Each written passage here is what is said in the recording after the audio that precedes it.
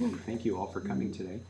Um, and I'll get in a little bit to my background and then talk a little bit more about what Holly has asked me to speak about. But before I do that, I would just like to open it up to a question for you. What is it you would like to learn today? Is there just one or two or three of you that want to say what you'd like to get out of besides lunch? Biggest challenges. In what? Well, to me, you know, just facing the need and how to be discerning. I mean, obviously, In grant make and how do we make a decision? Yeah, I mean, in you grant know, making challenges? but there's still so much subjectivity and. Yeah. Okay. Yeah. Good one. And I'm in the environmental affinity group of SB2, and so right now we're in the process of forming our next grant round, and we're narrowing down our focus. Mhm. So I guess what I'm interested is kind of knowing where's Packard focusing, and if they have, if you have any advice about where an organization like SB2 might have a good impact. Okay. So what is our focus, not how do we focus?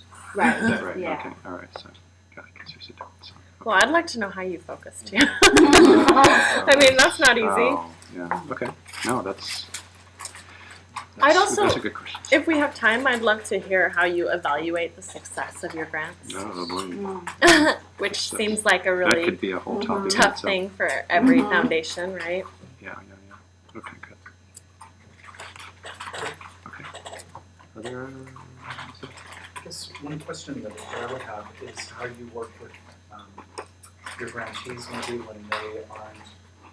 when you have a very ambitious goal on the foundation side and perhaps they're not quite ready to take that on, or how you kind of help them Okay. achieve that, where they just may not have the Yeah. capacity in place, or they may not have sometimes the expertise in place that you might Yeah. need. You're being very diplomatic, Carlos. I'm trying to be. I didn't keep from screwing up. All right. Got it. Okay. That's a good list. To cover all my questions. Yeah, well, maybe more will come up. So okay, good. Good. So, very brief on my background, and then I really want to jump more into about the Packard Foundation and what we do. And now, the one thing that I'm going to the questions you have all brought up are very fair, but I'm going to answer them in the context of what I do for a living, and that's primarily conservation grant making. Okay, but I think what we do in conservation is probably not that much different than what you could take into the other areas. And I'm happy to go into other areas if you'd like, but that's my expertise is conservation and science grant making. So when you say conservation, do you regard that as a sub part of environment, or? Yeah.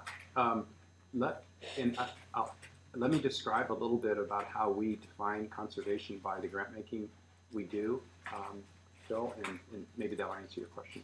So, okay, so why am I here? I have been working at the Packard Foundation for about 7.5 years. Prior to that, I was with the Hewlett Packard Company as a operations type, a marketing type, business development type.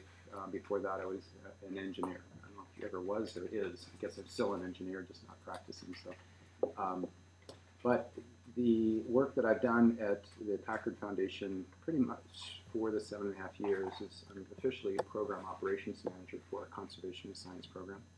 But I wear probably about 4 hats, and the job has evolved. So basically, I manage the operations, the grant making operation, if you will, for conservation and science. And I'll go into the details of how big and so on what that is. Number 2 is I manage our program-related investments for conservation and science. And these are basically, so you can make grants, i.e. you give the money away, or you can make a loan, i.e. get the money back. And the Packard Foundation actually is the largest PRI maker in the United States. And so I can talk, I'll talk briefly about that, but we can go into that if you're interested in more detail. Third is I manage what we call our local conservation and science fund. So this is in the 5-county area, San Mateo, Santa Clara, Santa Cruz, Monterey, and San Benito. That's what we call our local area, and we have a separate fund for that. So I manage the conservation and science portion of that. And then finally, the foundation is committed to sustainability. And so I manage our sustainability group within the organization. And if anybody has driven down San Antonio almost to Foothill, you notice there's a big empty lot there now, where there used to be buildings a week ago. We're just about to start construction of our LEED Platinum net zero energy building. That'll be starting. We just got, actually, the board just gave us approval yesterday to go ahead and break ground. So that's not a topic of today's discussion, but if you want to go into that, if we have time, I'll be happy to chat more about that. So, okay. Very, very quickly about the background of the, welcome. Packard Foundation started 1964, $2,500 check to the San Francisco Symphony, written on the coffee table of Lucile's house, in David's house, which actually is up on Tape Road in Los Altos Hills. We still use that house as a conference center. It's called the Tape House, which is available every day to use, free of charge. Nice piece of property, if you will. Just to give you an idea, our awards budget this year is about $250 million. That's down from $600 million in 2000. But given the endowment and the market and everything like that, it's been around the $200 to $300 million range since I've been at the foundation. So this gives you an idea. The endowment is about $5 billion right now, and it's pretty much hanging in there, even after this downturn that we had a year and a half ago. We do about 800 grants total for the year. About 70% of those are U.S., about 30% of those are international. And so we have about, as they say, about 100 employees, about 20 temporary workers in the 2 office buildings that we have here in Los Altos. There's 3 major programs within the foundation. I'm in the conservation and science. That it makes up probably about 50% of the foundation. There's also children, family, and communities. And that's actually how the foundation got started, because that was Lucile's focus, and that's where the hospital came from, the Lucile Salter Packard Children's Hospital. But that is primarily focused on preschool, children's health insurance, and after-school programs for children in California. And then we have population and reproductive health. That primarily is focused in Asia, and it's, as it says, and so that's entirely our international work that we're doing. Okay, so any questions just from a foundation point of view? Otherwise, I'm going to kind of go into the conservation and science. Conservation and science this year will do about $155 million in grants. We are probably about 80% domestic, 20% international, so we're a little bit heavier on the domestic side. We will do probably about 200 grants. We have a staff of about 18 people making those grants, and it's roughly 6 program officers and then basically support staff, and then overhead like me as far as managing and things like that. I'll kind of reel these off, but we can come back and and this answers your question a little bit. How we define conservation, at least the areas that we're working in, the area right now of largest expenditure of money, if you will, the largest sub-program is climate change. So there's an organization that we helped found and fund called Climate Works Foundation in San Francisco. It was just created last year, and actually prior to that, we've been funding the Energy Foundation since '99. All right, so that's one definition of how we define conservation. The other area, probably the next area of biggest interest to us is, given Julie Packard's background, you won't be surprised, is ocean and ocean health. And so we have several areas we're working in there. One is just health of the oceans, and primarily focus on marine fisheries or industrial fishing. We have Gulf of California work that we do. Do you guys partner at all with Pew organization? We partner with Pew a lot. They were here a couple of weeks ago. Oh, okay. Yeah, a good partner. I don't know what they said about us, but we feel they're a good partner, so. And in fact, that brings up something that I want to talk a little bit about partnering, which we find we do a lot of that. And I'll talk about an ocean vision session that we just had the last Tuesday and Wednesday of this week to give you an example of that. We have been funding since 1999 what we call the Western Pacific Program. So these are the 7 island nations, Fiji, Solomon Islands, Papua New Guinea, Palau. I'm forgetting the other 2 or 3 that are in there. But basically, if you think about the Pacific, this area is kind of the nursery, if you will, for the Western Pacific. All the coral reefs is just an incredibly fertile ground. And so we are actually the largest funder and most consistent funder over there because it's important to the entire region's health. And we can talk a little bit about that, why we decided to go there, because that kind of answers the focus question. We also are doing a lot of work along the California coast. You may have heard about the marine protected areas that are now up and down the coast. It's basically state parks in the water. We were the ones that really funded kind of getting that going, and we've been involved in that for about 5 years now or so. And by the way, it's we and others. I don't want to make it sound like it's only us. I mean, there's a lot of people involved, but it's an area that we've been very focused on. Also, marine birds. And this is where it's kind of fun because Susan Packard, who is our board chair, is really into birds. So we're into marine birds. But in fairness to Susan, it's a passion of hers. But it also is where we studied it, and this gives you an idea of focus. It was something that Susan, and this happens, right? As some of you were trustees in your foundations, in one form or another. This trustees, Susan said, could we just investigate that? I'm just curious to what's going on. And what we found is there's nobody working in marine birds in a kind of a concentrated area. So, let me go with this a little bit as an example. So, Susan and the board said, you know what, can we launch up a 6-month investigation about what's going on there, what are the issues, is there anything that we can do, and what will happen if we don't do anything? And that's an important thing that we take into account a lot, is what's the upside if we get in, and what's the downside if we don't get in? In other words, what's going to happen? And what we found is that there's, as I said, there's hardly anybody working in marine birds, number one. And number two, there's incredible, we had no idea of the decline and the pressure that marine birds are under. And we found that there's an incredible payoff for us to get involved in that.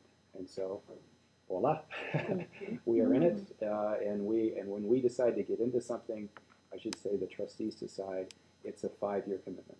So they agree up front, given that basically a program officer will do the investigation, come back and say, okay, this is the opportunity. This is about how much it's going to cost, and this is about what you can get done for that price. And they basically vote up or down on that. And if they voted in, the program officer's got a job for 5 years. And you better be able, or he or she better be able to explain, and this gets back to your evaluation question, and I can get into that a little bit more. You better be able to come back with a darn good story in 5 years to say this is what the money went to and what it did and what it accomplished. And we're really serious about that. It's basically an audit because we bring in, it takes about 6 months, and it is a third-party audit. And they come in, they work with the program team, but then they report to the board of this is what we found. They talk to the grantees, they look at the results, they say, okay, this is how the money was spent. This is what worked, this is what didn't work. So it's very rigorous, and we try to be very transparent about that, because we try to do is share all those results with anybody that's interested in reading them, so that it helps advance the field, as to what we did and what we didn't do. And out of that then comes a decision whether we want to go another 5 years, or decide, you know what, that's as far as we want to go, we're going to stop and go someplace else. So. How'd you arrive at 5 years? That's a good question. I think the belief was in order to get anything done at the scope that we want to get things done, you got to go in and stay for that period of time. And I'm finding, I'd be interested in what you guys have heard, but I'm finding the other foundations, at least the larger foundations that we work with a lot, that's about the time frame that they're at. And it's 3 to 7, sometimes 10. But coming from high tech and HP, you know, gosh, I lived quarter to quarter, let alone for 5 years. So for me, that was a huge adjustment, is to go out with a horizon that long. But given the problems we're trying to solve and the metrics we put in place, 5 years goes by really fast. Yeah. So that's oceans, and then climate we talked about. Oh, within climate also is sustainable agriculture, and this all kind of started because prior to BP in the Gulf, actually they are having a huge problem of nitrates, basically flowing off farm fields, flowing down the Mississippi, and flowing into the Gulf. And nitrates is an incredible catalyst for algae growth. And algae growth takes all the oxygen out of the water and it creates a dead zone. And so there's a dead zone within the Gulf, even before the oil, about the size of Rhode Island because of this nitrogen runoff. And so we got involved to say, maybe there's a better way, because guess what? It's impacting marine life. And so maybe we need to kind of work upstream. And so that got us into the sustainable agriculture work that we're now doing. We also are involved in science. So number one is science policy and how that's incorporated in making policy decisions. We also fund, we are 90% of the funder behind MBARI, which is the Monterey Bay Aquarium Research Institute. They're in Moss Landing. When you're driving down one, you see the Big Mo, which is the big power plant down at Moss Landing. If I look to the right away, you're going to see these really nice buildings and really big ships. That's the Monterey Bay Aquarium Research Institute, which is a sister institution to the Monterey Bay Aquarium. They're doing some neat stuff, and I can tell you more if we want to go into that about, it was really Dave's brainchild to do that. And then we also fund the Packard Fellowships for Science and Engineering. So every year we select anywhere from 16 to 20 young faculty of the top schools in the United States, of the 50 top schools in the United States, and they get basically $825,000 over 5 years to do whatever they want with. So if any of you have ever been on faculty or that, this is a dream come true for someone, because they don't have to worry about going out and writing grants. And it's been pretty amazing of the science that this has created. Again, another Dave Packard vision to go make happen. So we've sponsored now 404 fellows since 1988. Okay, and then finally we do Western land conservation. So we've got 3 areas that we're working in within western part of the United States, and that's land conservation and land use. We started a year ago March, 2 years ago March now. And that is a 5-year program. That will by definition end in 5 years. Okay, and then finally, we are involved in something that are called program-related investments, and I talked about this before. And it's something new, and it's basically, we have our grant-making budget, and we have our loan-making budget. And so the trustees basically said, you've got a bucket to work with, and this bucket of money, it's not part of the endowment, and it's not part of the grant-making budget. It's just to be used for loans, and so you can recycle that as many times as you want, but you got about $150 to $200 million worth of money. And so right now we have about 180 is our bucket. We've got 160 of that out and deployed. And of that, I've got about 100 of that out. And basically it's in land purchase, for land purchases. How that works is it's basically a bridge loan. Because a lot of times what will happen is a rancher or somebody is going to say, you know what, I got to sell my land by the end of the year. And Nature Conservancy or some of the land trusts, an example is Post, although we've not done any business with Post on this, it's going to say, yikes, I can't raise the money that fast. How about if I take a loan from you, Packard, give me 5 years to pay it off, and then I'll go raise the money, but I'll have the cash to buy the property. That's 80% of what we do, that's what it is. So cash immediately available at 1 to 2% interest. So yeah, we've saved a lot of land just by allowing for that to happen. And the nice thing is the IRS considers that, because right, we've got to give 5% of our money away. every year to be considered an ongoing foundation. They consider that as part of the 5%. But guess what? When they pay it back, guess what happens? That comes out of the 5%. So it's an add. It's a both add and deduct depending on which way the money's flowing. Are you adding to that annually? No, we've got that block of money, and it's been really nice for the trustees to give that to us, because the other foundations, and we're constantly trying to get other foundations to actually use this, because it's a great tool. But other foundations, either they don't want to get involved in that. I mean, our job is give away money, not take it back, and we don't want to get in this loan business and type of thing. And we felt differently. We felt there's a place for this. So this land business, for example. And I can go into PRIs a lot more, another topic maybe, about how we We'll look here at some other time. Susan, is she the one? Susan Finney-Silver. Yes. Yeah. she's the one. She is the foundation's first PRI officer, and I actually was somewhat in that role in my spare time, just working on conservation, where she's got all PRIs. Do you also do loan guarantees? We do, and we've probably done 1 or 2 or 3. Most of it's in loans, and we just did our first equity investment with EcoTrust Forest up in Portland. So SB2 is looking to go into PRI, and Jason's in charge of researching it. All right. I saw him light up down there. Yeah. Exactly. Conservation side, we also- So a little more follow-up there. Yeah, Susan's a good place to start, but if you want to get into conservation, she's going to bring my name up, so I'll be glad to chat. Okay, then the last thing is, I don't want to bore you guys because I want to get into discussion, is I also do, as I think I mentioned, I do our local grant making for conservation science. So Dave and Lucile said, listen, this community has been great to us, and we want to get back to it. And so they were very clear as to say, lots of issues in India, lots of issues out there, but we need to get back to our community. And so basically the trustees are following up on their instruction is that a certain percentage of our grant making every year will stay in the local community. So I manage the conservation and science bucket of that, as well as the Los Altos Hills. A lot of people look at me and say, "You're giving money to Los Altos Hills?" But it's interesting, both in Los Altos and Los Altos Hills and Mountain View, that there's actually a lot of unmet need out there. Well, I don't have any problem getting rid of it, that's for sure. For good stuff.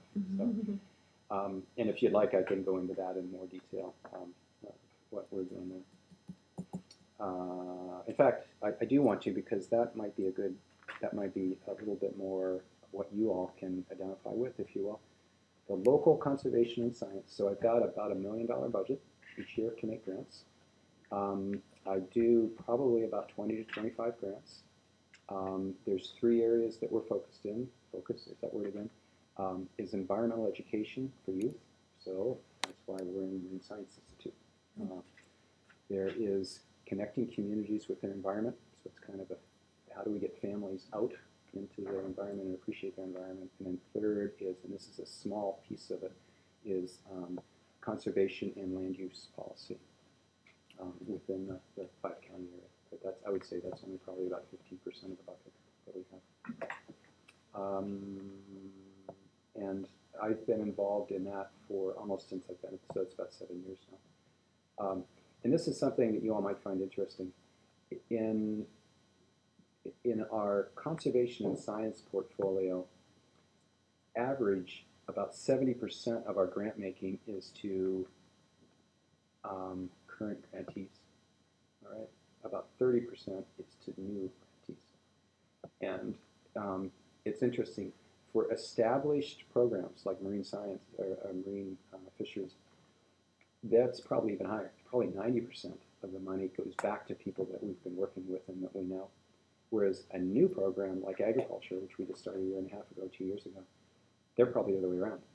It's almost because we've never been in that field before, so by definition, it's a lot of new grantees. But probably by year 2 and year 3, it starts creeping up to that 80-20 rule.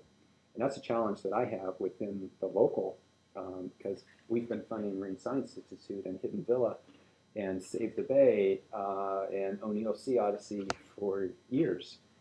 But boy, they're just doing such good work. they are just a bullseye for what we're trying to do, that I have trouble saying no to them. And so what we've roughly decided is that roughly 70 to 80% will be year after year grant making. And there's going to be a core set of grantees that are just really, as long as they keep doing good work, as long as we still have that definition of what we want, we're going to keep making grants to them.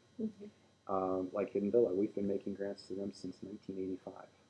It's just kind of year after year after year, but hey, they're doing good work. They're doing exactly what we want, so we continue to.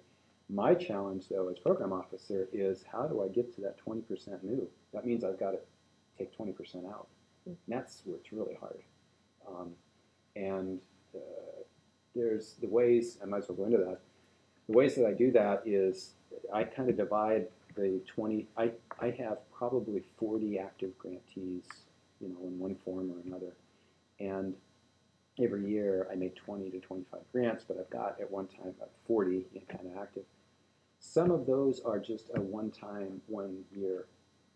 It's like, for example, the Los Altos, here's a Los Altos one, so Los Altos School District Living Gardens program. We made a grant worked with Vicki Moore to kind of get that off the ground, because she's parent, came up with an interesting idea. She couldn't get funding from the school district, so she needed someone to kind of prove the concept. And so we funded them the first year, and wow, it took off. The school district said, great, LAEF, the Los Altos Education Foundation, said, we'll help.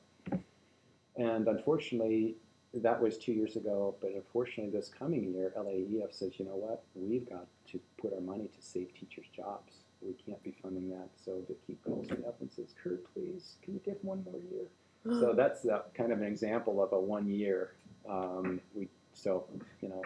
Okay, I'll make room for that. That's in part of that new category. There's others that I just have to say, and don't worry, Janine, it's not Marine Science Institute. I will say, you know what, this is probably going to be our last year, because we're going to just have to move on. And so what we try to do is give people a 1 to 2 year ramp, you know, just so that they know up front that we're going to be moving on. And then, you know, we might keep in touch, and maybe 2 or 3 years down the road, we might get back together again, you know, as far as it's fun.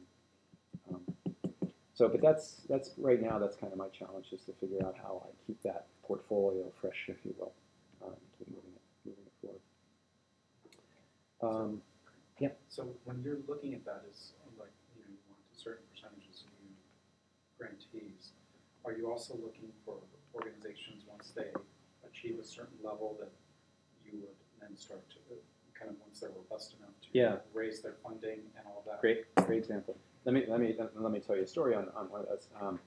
Greentown Los Altos. Maybe you've heard of them, but it basically is an organization that kind of was grassroots, and they came to me 2 years ago, almost 3 years ago now.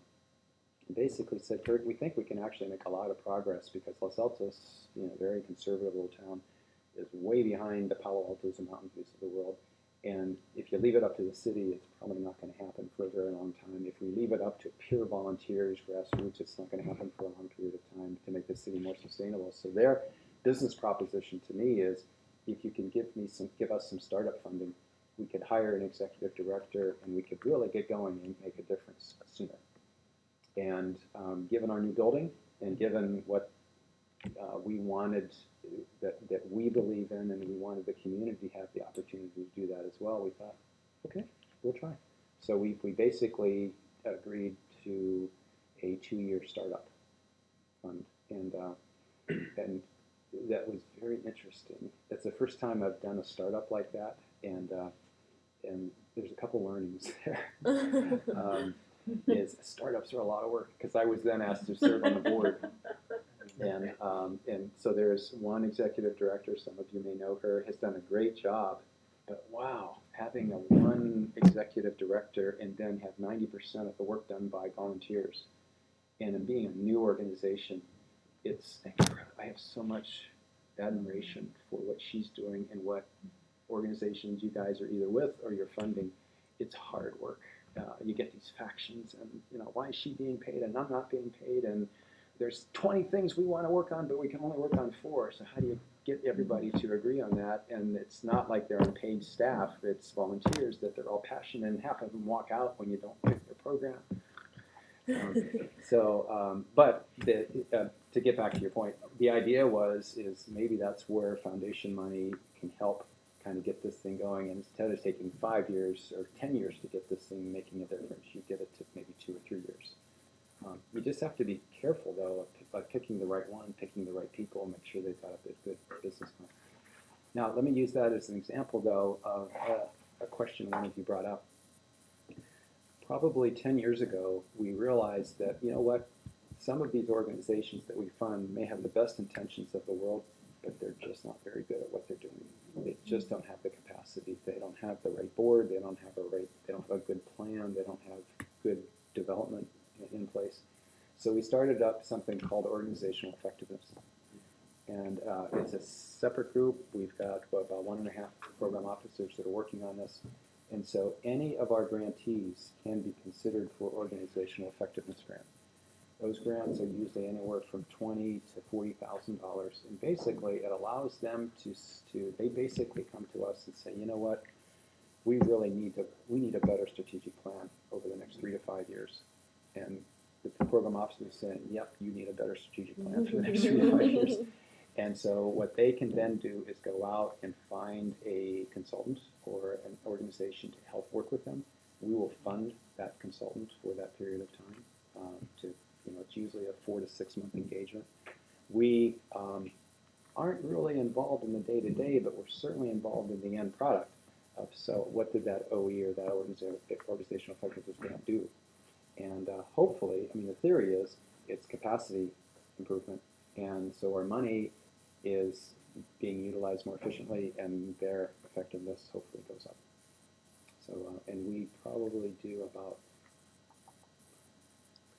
ballpark $3 million a year in organizational effectiveness grant making, and that's for all of our grantees. It's pretty much spread across really not just conservation and science. Do you track that or have good reports on it? How do you capture that for future learnings for yourself and others? Yeah, that's a good question. So we have, as I say, about 1.5 program officers on staff, but we have about 2.5 program officers that are contracted, and they follow that in the consultants and the organizations throughout the whole process. And then they basically report back is to say, okay, this was the problem, this consultant came in, this is what they did, and here's the result. And they then come back to the program officers like me, and they report in to say, okay, we worked with Ventana Wildlife Society. They really needed to basically revamp their entire board structure.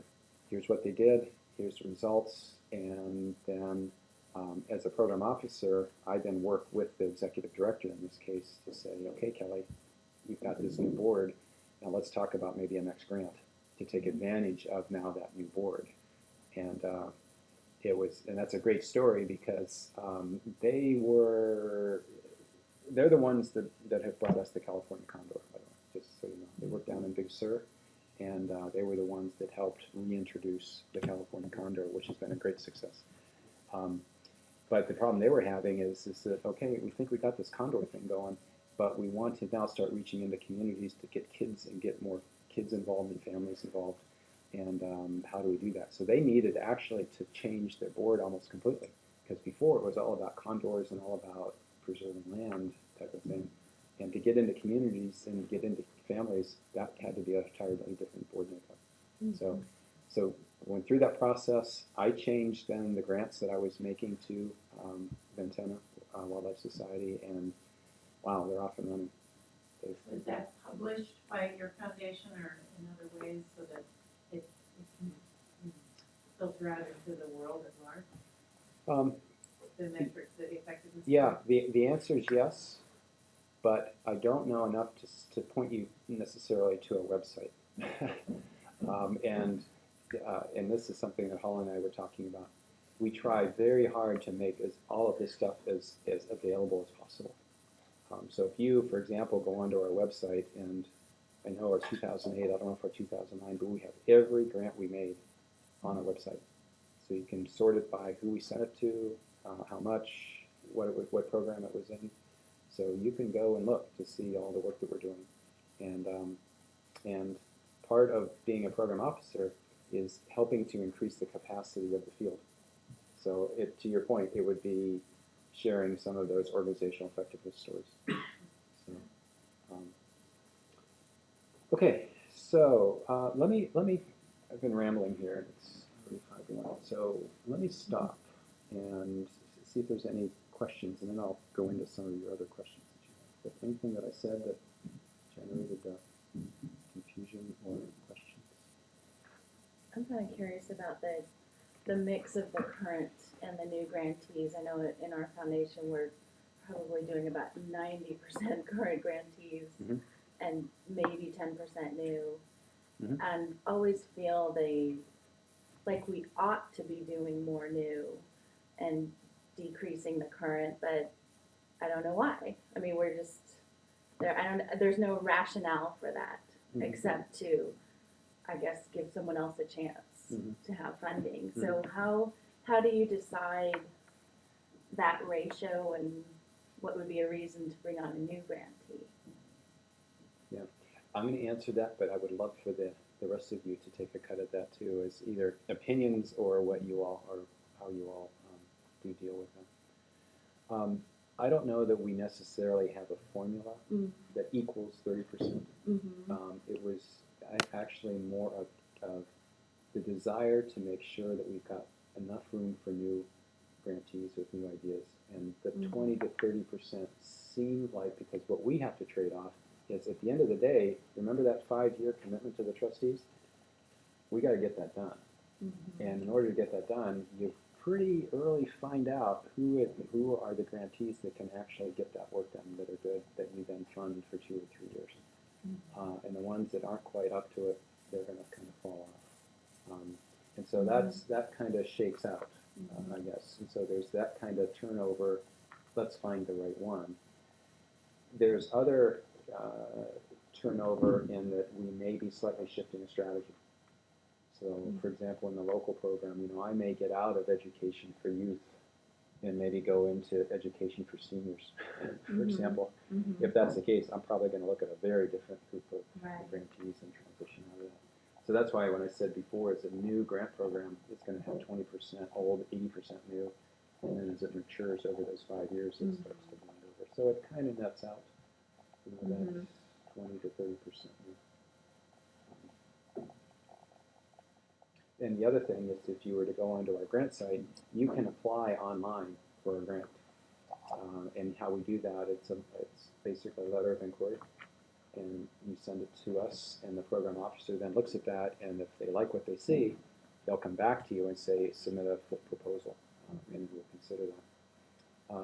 There's some of our programs that were just closed just because we know exactly who we need to work with. We're basically programmed out for the year. Don't waste your time sending it. Wait till next year. But the reason I bring that up, that's another way to get new grantees coming in that we may not have ever heard of. And that's a dynamic tension, because our president is saying we need to stay open. We need to invite new people to come in. And the program officer is saying, but I don't have time to be looking at all these new people. I know what I've got this 5 year. I know who's good at this. And so there's a tension there between what the foundation wants to do versus what the program officer actually is able to do. Other questions? Otherwise, I'll go into some of these questions you've had. Let's talk about challenges of grant making. I'm going to address that in a way and kind of turn that a little bit to say challenges that I feel our grantees are having. All right. This has been a tough couple of years for a lot of our grantees, and that's just basically keeping the lights on. So what we have, so it's one of the challenges the grantees have had is basically keeping their operations going and not having to get rid of staff that therefore diminishes the capability of doing work. So what we've tried to do is make more what I'll call operational grants and less very directed project grants. and just to give the grantees more flexibility in having the money to use however they need. And that's especially true for our local grant making, where we would just, if this is for operations, executive director, you use it how you need to use it, versus some very specific grant making you might do with the Nature Conservancy that is very specific to a project to say, you need to do this, this is exactly what we want, don't use it for anything else. So that's one way that what we've tried to do is to help them through that challenge. We also have tried whenever possible, and this is again the grantee saying is we're having trouble raising funds, we also try to collaborate with other funders whenever we can, and this comes up to a point that some of you else have made. We work a lot with the Moore Foundation and the Hewlett Foundation, Packard, as you could expect, and it's nice that we're all within 3 miles, 4 miles of each other because we're both in Palo Alto. We try to collaborate as much as we can because a lot of times when, rather than create similar organizations doing the same thing but separate, if you can bring people together that have the same goals, you can actually be more effective. And so we do a fair amount of that. And we also work with grantees to help them through OE, through this organizational effectiveness, to help them be more efficient at basically raising money and being able to have a more stable and sustainable organization. Another challenge that grantees have had is, in this case, I'll take my local environmental education. It's grantees working with schools and trying to make sure that there's this kind of cooperation between what they're doing. So, for example, what the Marine Science Institute is doing, as well as with the schools. And so there's a challenge that I have as a grant maker to work with the grantee so that I'm not torquing what they're doing too much. So it kind of fits more into what their core competency is and how can we utilize that grantee's competency to not make them invent a whole new department. And we've done that at times when we've really needed somebody to go off and do something specific. We'll fund the creation of a whole staff if we need be. But what I try to do in the challenge that I have is to make sure that you find the right grantee that's already doing that work, already has that expertise, so that when you fund them, that's kind of a natural, yeah, we can go off and do that, and they don't have to, do too much reinvention.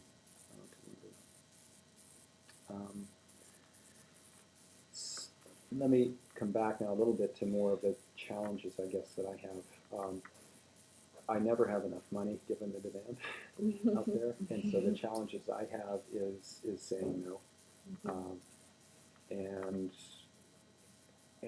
to tell you the truth, and at least for most of the program officers, we are on a calendar year. Most program officers probably have 80% of their funds decided before the year is done. So before December of 2009, they probably have, 80 is probably a little bit high, 60 to 70% of, they already know how they're going to use the money in 2010.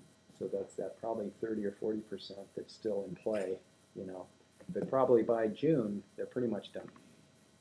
So the challenge that you have is, wow, that's pretty early in the year, and you better make a right guess because there's no more money. And so that, I think, is kind of the deployment of the funds.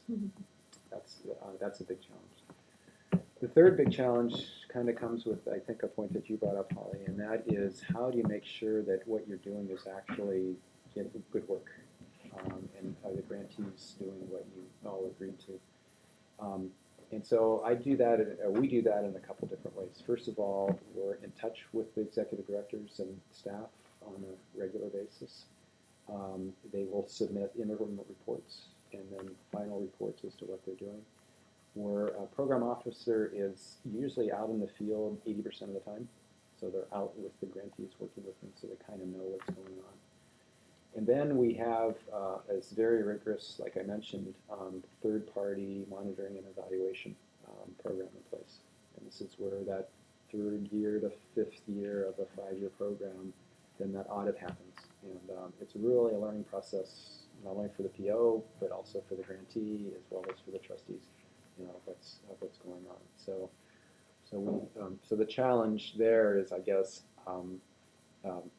let's make sure we have the right grantee. Let's make sure we're really clear with each other, what it is they're doing, what we've asked them to do.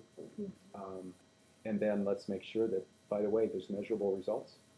When you make a grant, make sure that the objectives are very, very clear, that you guys can measure, that we can agree on. Yeah, that's what we want.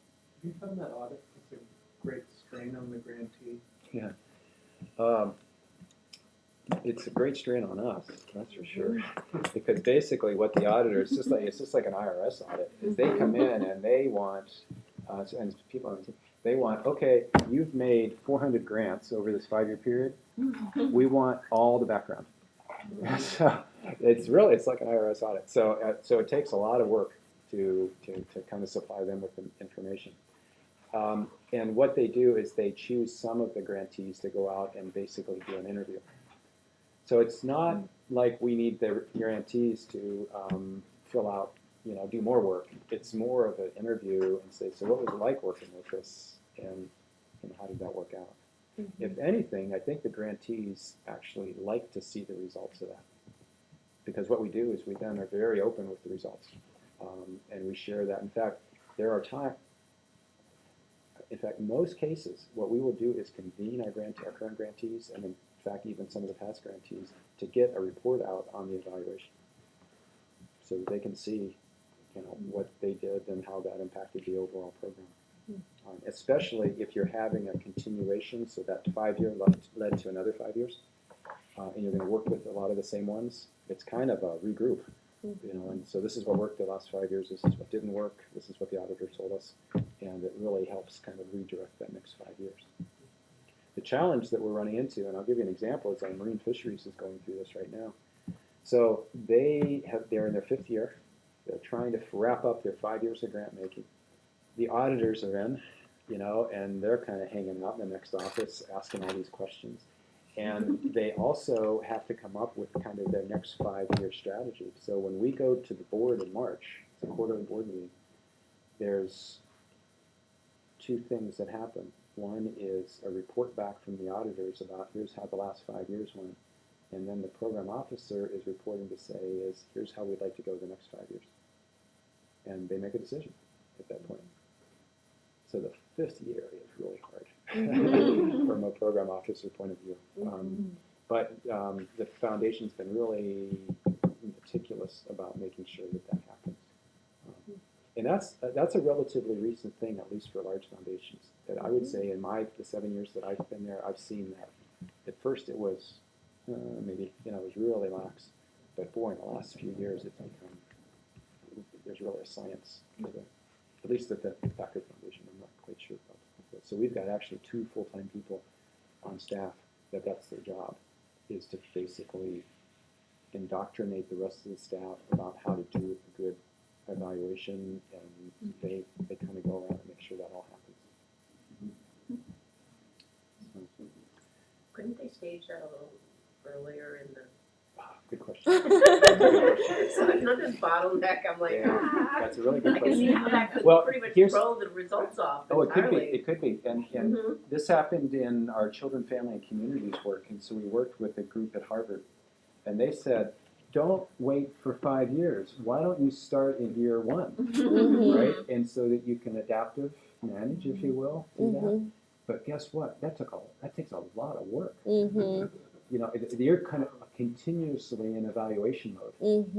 And in theory, it thought, oh, that's great. But what we found is it was hard, and it was almost disruptive to do that. And so we've kind of compromised. We kind of decided that we're like at that 2 to 3 year point, we do a midterm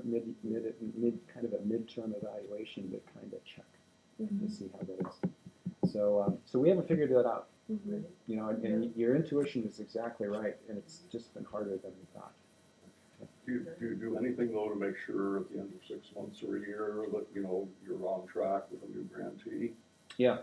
So the grantees have to, so that's the job of the program officer. And they have to come in with interim reports and end-of-year reports before we'll do another grant to them. Mhm. And so so they're kind of, at least from a PO point of view, they're checking in, Mhm. to make sure they're on track. Yeah. And we're very specific about that. Is before another dollar goes out, that final report has to be in. And some of you that have worked with me or whatever, I try to time it so that, okay, pull your report in sooner so that we can make sure that that's done, and time it with your proposal so that we can try to make it as seamless as possible. But yeah, we use that as final reports a lot. Great. So you talked about collaboration with Hewlett and we're kind of on the funder side of the equation. Do you find it's a challenge to make sure that the grantees are talking to one another, sort of that the national organization is coordinating with the local one, or are they overlapping? Are they talking to each other, or are they kind of all operating on their own path? Yeah. Not sharing. Yeah. Funders is one thing. Grantees is a whole different league as far as getting them together, especially when you're new. And so, for example, in our agriculture work, sustainable agriculture work, we decided biofuels was a very important new segment, really new grantees. And grantees, anybody that's followed biofuels, is talk about a controversial place, a controversial space. They're all over the map. So when we got 10 of our grantees in the same room, I mean, we almost needed to have the police involved. I mean, it was just all over the place. But that was good because out of that then came is folks. You may have other agendas, but here's what we need you to do. And this comes back to the focus thing. And they kind of finally came around, and after three days in a locked room, right, with no food, they agreed, that, okay, we're going to go off and do our own thing, but as far as how we're going to spend the Packard money, we now understand, and we know how to work with them. But I would say, if there's the hardest part of a PO's job is you just nailed it right there. Is how to get your grantees to play together well.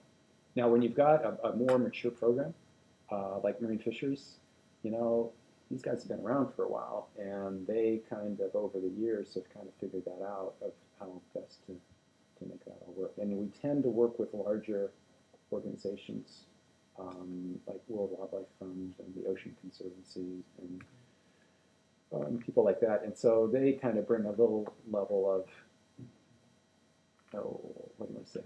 Professionalism isn't the right word, but Maturity. they kind of know. Yeah, we got to figure out how to work together. So they kind of make it work. Yeah. So I'm glad you brought that up. How are we doing? Okay. I'm looking at your questions. Evaluation, focus. Did I answer the question on focus? I kind of alluded to that a couple times. But are there other things? Yeah, I'd love to hear more about how you focus on what areas within Conservancy you're going to fund, because that's what our environment group is working on now. Right now. It's figuring out our focus within this huge area of Conservancy. Where do you put your money? Okay, good. Okay, so I'm going to answer that from a Packard Foundation, large foundation point of view, all right? And then we can brainstorm maybe about whether that applies. At the end of the day, it comes down to what the trustees want us to do. All right? And in fairness to the trustees, trustees will make one of two decisions. One is they have a personal interest. So Susan is very interested in marine birds. That's just what she wants us to figure out how to do. And so, okay, we're gonna investigate that, and we're gonna launch into it. Now, to Susan's credit, she picked a good one, because what happened then is, through this focus, is the program officer will go out and hire. In fact, let me give you an example.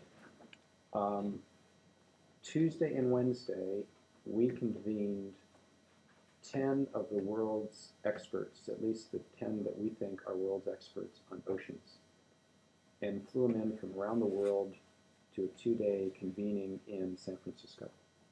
And we brought 8 of our trustees together, and we brought all of our program officers in that are working in oceans work.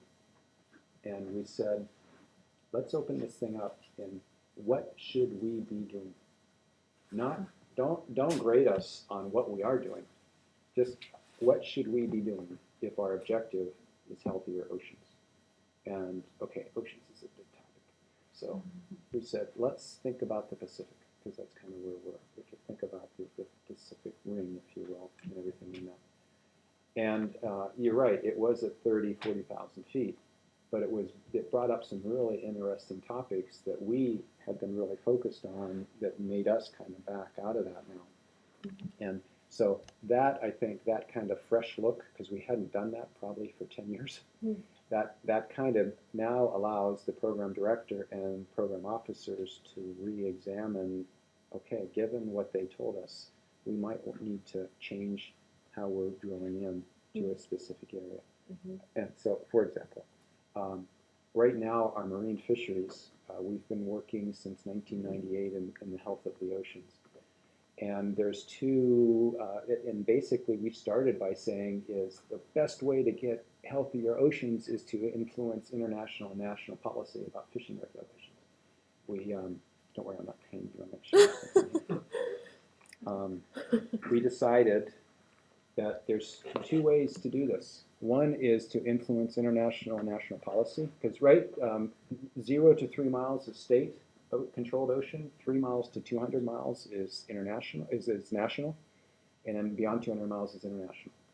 So you got a body of organizations you have to work with. So one is policy. For the first 5 years, we realized that's not going to work fast enough. Policy is too darn slow, especially in international space.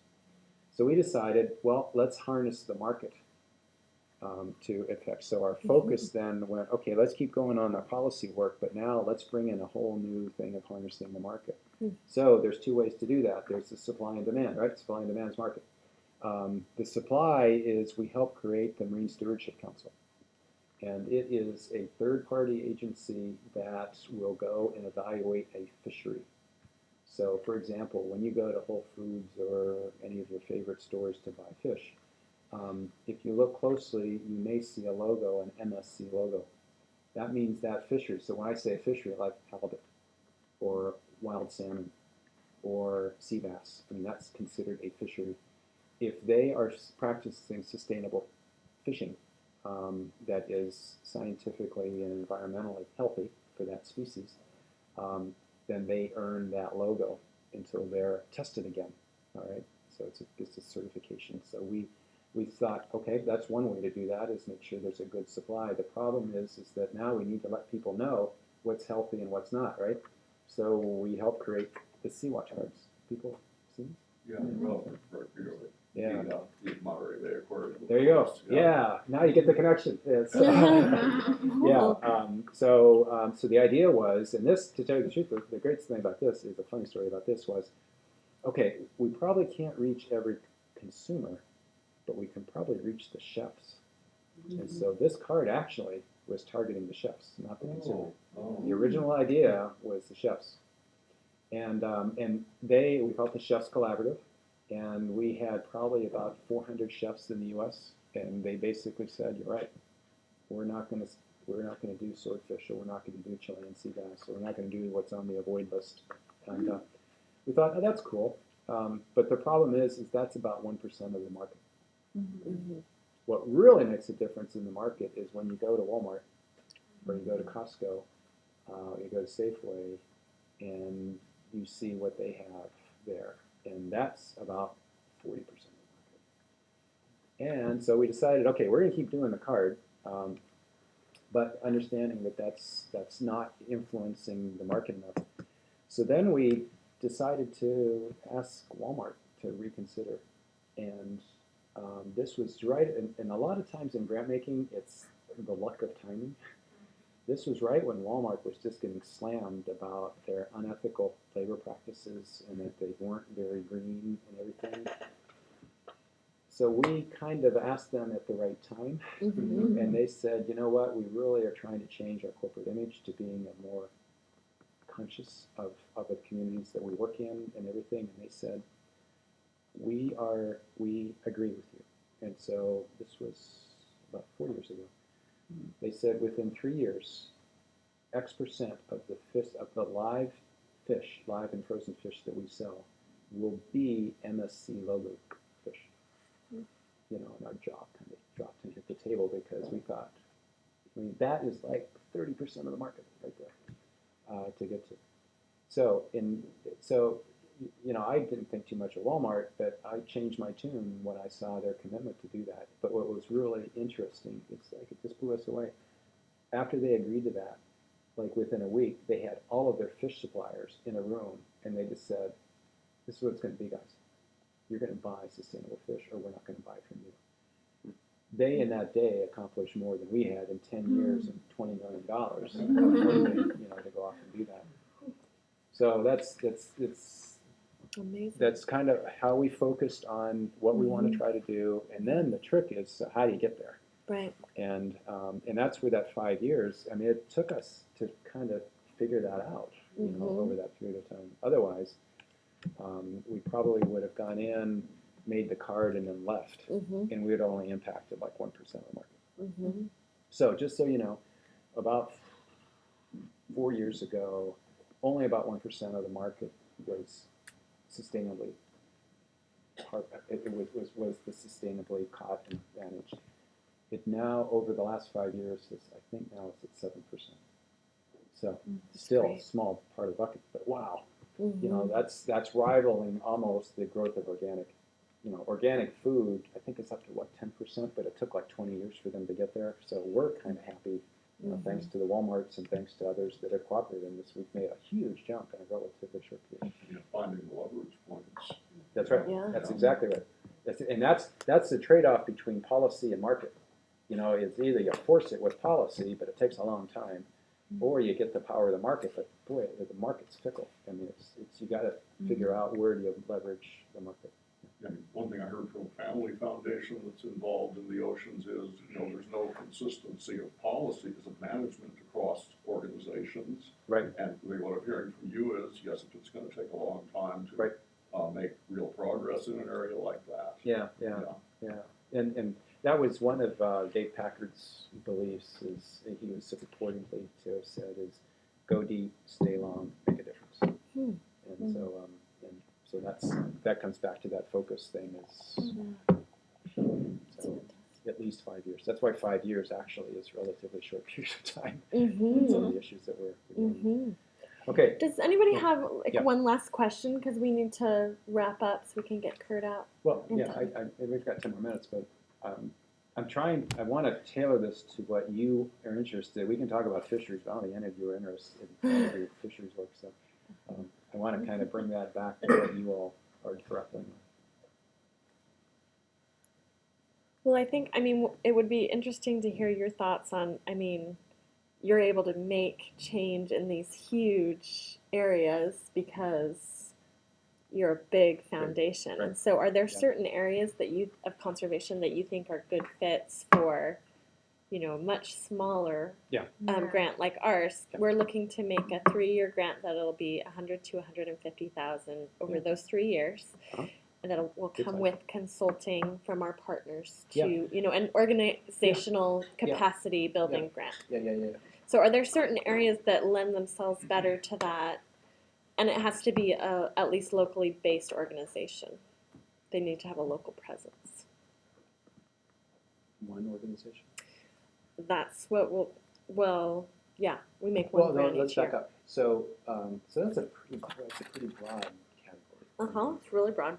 So within conservation, okay, and is there a geographic area?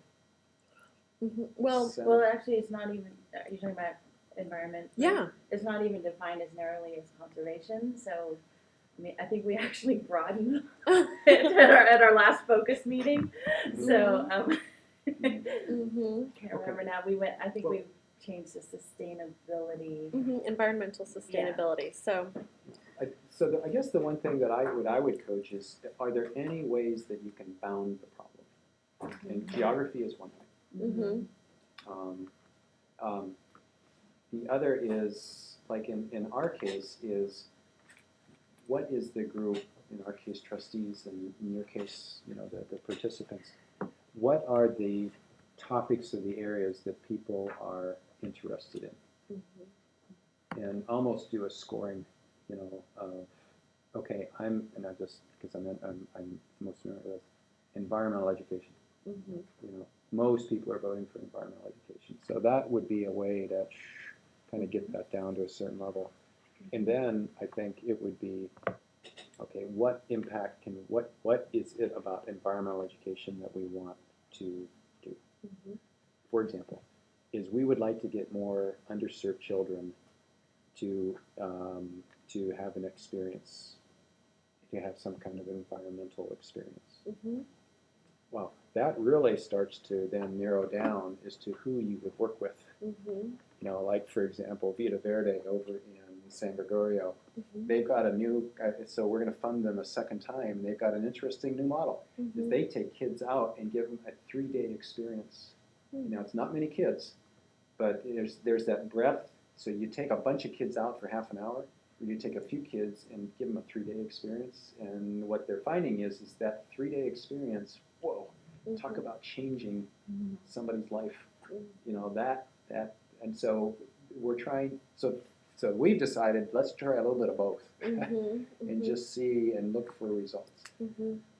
So that's another way, is to kind of define the area you want to make a difference, define then the population, and then find the grantees, you know, that are kind of able to do that. Yeah. That we want to, that's simplified it way too much. What other thoughts? I mean, how would, what other ways you all, how would you guys solve this? I don't want to put words in people's mouths, but it seems like a debate. Sorry to come in late, Curt. I'm moving. It seems like a debate that sometimes comes up for our environment group has to do with, do we fund, it's a little bit like your policy market debate on a smaller scale. Mm-hmm. And that is sort of, do we go to the source, like the organization that works on fisheries or, right, is trying to change some policy? Yeah. Or do we think about sort of behavior change? Yep. As a lever. Right. And and there's appeal to both. But again, we're sort of small but mighty in our dollars. And I wonder if there are areas, kind of like the fishery example that you gave, that you all have seen, where you feel like there's behavior change work going on that might be a place. I don't know if that, I mean, in some cases you need the big dollars, but like you were saying, you were able to talk to the right people and so forth and make a big change. Yeah. It just strikes me that that's an area that could be. Yeah. So you just brought up an interesting point. The other thing is to, what I'll call is draft behind another foundation that's already done all the research for you. Mm-hmm. And they've already figured out is here's the grantees. You know, they figured out the other points that you talked about. Mm-hmm. And you could just say, okay, program officer, where do you need help? And it's like, boy, if I had another $150,000 over 3 years, this is what I would do with it. And I bet you would have 3 program officers that would be willing to talk with you. What organizations locally would you talk to? Obviously, yourself. Well, but what area? I think it depends on what you're trying to do with it. Maybe that's the problem. Huh? Well, yeah. Mm-hmm. So once we figure that out, then Yeah. So you got to figure that out. Yeah. They're still in that process that you outlined, as sort of where are people's passions and interests, and where are there sufficient organizations. Yeah. I'll come right back to you. So I think that's a really good point, because at the end of the day, the people around the table have got to feel good about where the money's gone. Whether it's passion, personal interest, knowledge, or whatever. And boy, to me, you got to get that figured out so that everybody that's still around the table is saying, So when we have that narrower focus, we can email you. Sure. I mean, that's one area, but I think you got to go there first. So coming at it from a different direction, some of SB2's most successful grants, and these are not in conservation but in other areas, have been where we found organizations that for whatever reason don't fit on the radar of some of the bigger foundations, but they need the spark of something like SB2 buying into them, in order to really start growing and prospering. I like that. Yeah, it's hard though. I think it's much harder. Yeah. I think there's a huge need out there, and the problem is that those organizations, almost by definition, are having trouble getting their word out.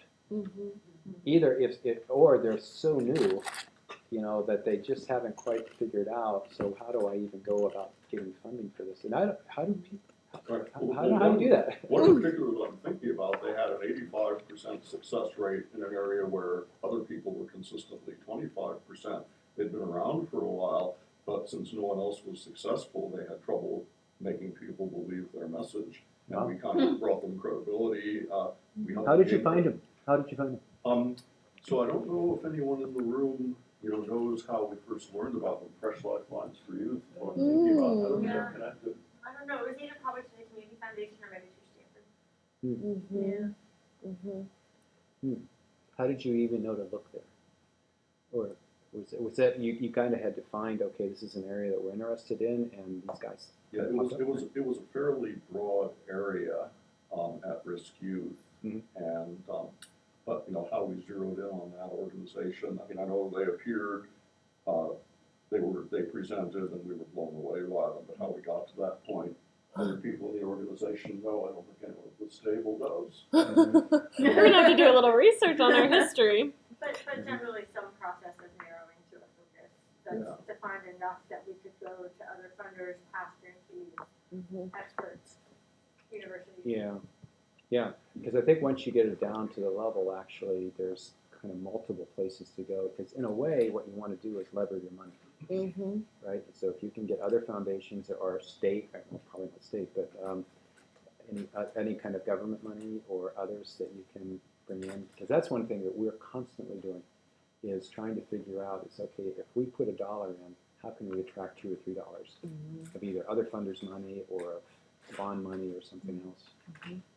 Our trustees really like to hear that.